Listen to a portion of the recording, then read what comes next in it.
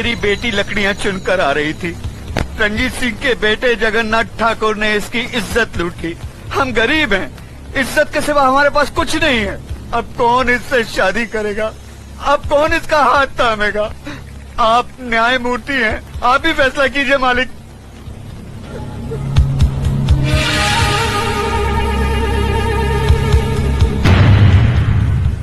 इस बात का कोई चश्मदीद गवाह है? मैं हूँ मालिक। तुम्हारा पायल से कोई रिश्ता है? जी हाँ, मैं इसकी काकी हूँ। तो फिर तुम्हारी गवाही नहीं मानी जाएगी।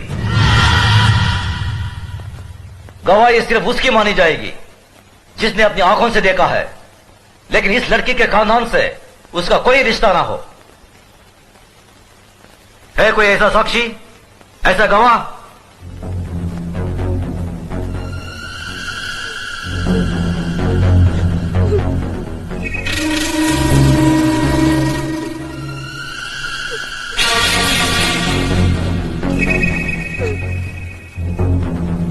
मैं हूँ मालिक। मैंने देखा है। तुमने क्या देखा है बेटे? मैंने देखा कि ये इस दीदी को जबरदस्ती अपने कंधे पे उठाकर पंपशीट में ले गया और दरवाजा बंद कर दिया। ये बचाओ बचाओ चिल्ला रही थी, मगर वहाँ कोई नहीं था।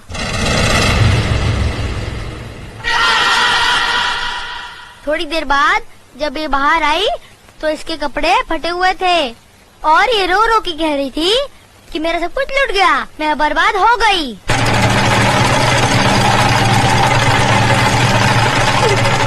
जगन्नाथ, कमीने कुत्ते, तूने इन गरीबों को क्या समझा है? ये वो गरीब मजदूर हैं जिनके खून पसीने की बरकत से हमारी धरती पर हरियाली जागती है। हमारे सर पर जमींदारी का ताज इन्हीं गरीबों की बदौलत है, जिसके बदले में उन्हें 2 वक्त की रोटी 2 गज की चादर मिलती है। और तूने उसी चादर में घुसकर इस गरीब की इज्जत लूट ली। फिर तुझ में और जानवर में क्या फर्क रहा? मुनीम जी, देवी माँ के मंदिर से सिंदूर ले आओ। जी मालिक। पायल, तुम इधर आओ।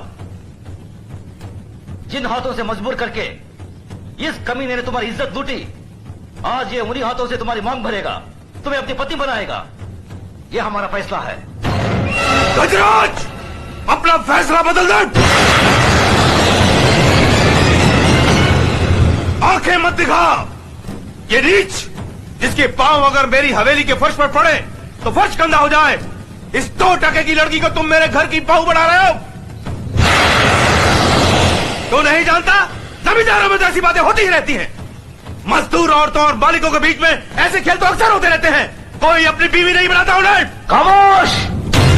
मजदूर औरतों की इज्जत जमींदारों के बाप दादाओं के कोई जागीर नहीं होती जिसे वो अपनी मनमानी करे, रोन दे, कुचले। इज्जत इज्जत होती है, चाहे वो किसी ठाकुर की बेटी हो या किसी मजदूर की। पागल हो गया तू? तुझे इंसाफ करने की अकल नहीं है। तेरा अंजाम बहुत बुरा होगा गजराज।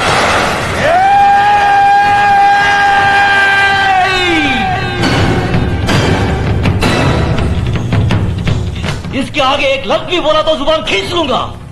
तेरी औकात मेरे सामने खड़े होने की भी नहीं है और तू मुझे ललकारता है। गजराज ठाकुर ने कभी किसी अंजाम की परवाह नहीं की। अगर परवाह की है तो सिर्फ अपनी आन, इंसाफ, अखलाक और ईमान की। इस लड़की की जन्म जात नाम इसकी कोई अहमियत नहीं है हमारी नजर में। अहमियत है तो सिर्फ इसकी इज्जत, इसकी पवित्रता की। जगन्नाथ, मांग भर इसकी। गजराज!